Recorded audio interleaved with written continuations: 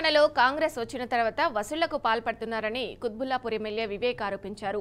పేదల బతుకులు చిందరవందర చేస్తున్నారని మండిపడ్డారు. పేదలను రోడ్డుపాలు చేశారని ఆవేదన వ్యక్తం చేశారు. అధికార పార్టీ నాయకులకు కొమ్ము కాస్తున్నారన్నారు. పేద ప్రజలకు ఒక న్యాయం, అధికార పార్టీ వారికి ఒక న్యాయం జరుగుతుందని ఆరోపించారు. పొంగులేటి శ్రీనివాసరెడ్డి ఇల్లు చెరువులో ఉందని, అతడి ఇల్లు ఎందుకు కూల్చలేదని ప్రశ్నించారు. హైడ్రా చేసిన అరాచకాలు నిలదీస్తామని ఎమ్మెల్యే వివేక్ చెప్పుకొచ్చారు. కూటమి ప్రభుత్వంపై మాజీ మంత్రి వెల్లంపల్లి శ్రీనివాస్ మండిపడ్డారు. జోగి రమేష్ కి లిక్కర్ కేసుకు ఎటువంటి సంబంధం లేదని ఆయన చెప్పుకొచ్చారు. కావాలని అక్రమ అరెస్టులు చేస్తున్నారని ఆగ్రహం వ్యక్తం చేశారు.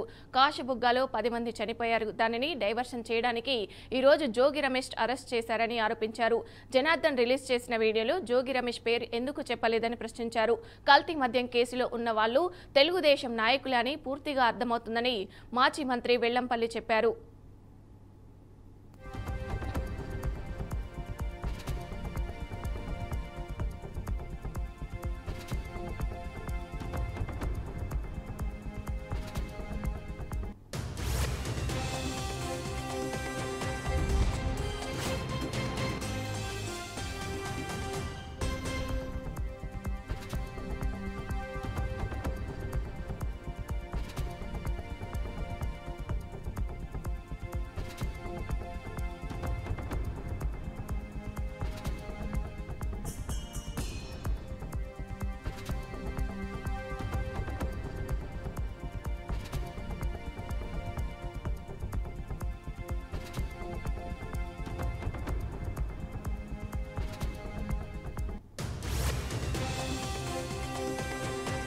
అన్నమయ్య జిల్లా రైల్వే కోడూరు మండలం మాధవరం పోడు వద్ద కడప చెన్నై జాతీయ రహదారిపై గ్రామస్తులు ధర్నా చేపట్టారు.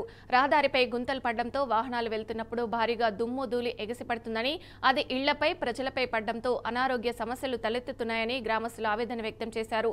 రహదారి మరమ్మతులు వెంటనే చేపట్టి దుమ్ము ధూళి సమస్యను పరిష్కరించాలని వారు డిమాండ్ చేశారు.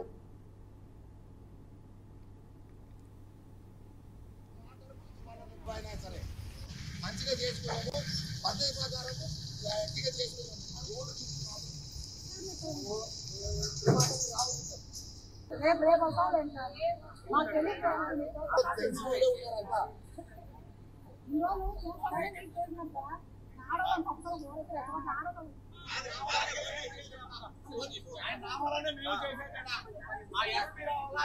ఆదివారం పోటు సార్, ఇక్కడ రోడ్డు లోడి భూమి వచ్చి మేము ఇళ్లలో ఉండలేక హెల్త్ ఇష్యూలు వచ్చి చిన్నపిల్లలు, ఆడవాళ్ళు, వృద్ధులు చాలా ఇబ్బంది పడుతూ ఉన్నారు. దానికని మా ఆడవాళ్ళందరూ ఏదన్నా పెద్దవాళ్ళు తీసుకుపోవాలని చెప్పి ఇక్కడ ధర్నా చేశారు. దానికి సంబంధిత అధికారులు, పోలీసు వాళ్ళు, సిఐ గారు, ఎస్ఐ గారు వాళ్ళందరూ వచ్చి మా వాళ్ళని వెనక్కి పంపించారు. కానీ మాకు ఈ దుమ్ము నుంచి విముక్తి కలిగించండి. కనీసం నీళ్ళైనా 2 పూట్ల నీళ్ళైనా బట్టి దుమ్ము లేకుండా ఉంటుంది. అట్ట కూడా నీళ్లు పట్టడం లేదు. కనీసం మేము ఇళ్లలో ఉండలేకుండా ఉన్నాం. దయ ఉంచి మాకు ఈ రోడ్డు సమస్య తీర్చండి సంబంధించిన అధికారులు.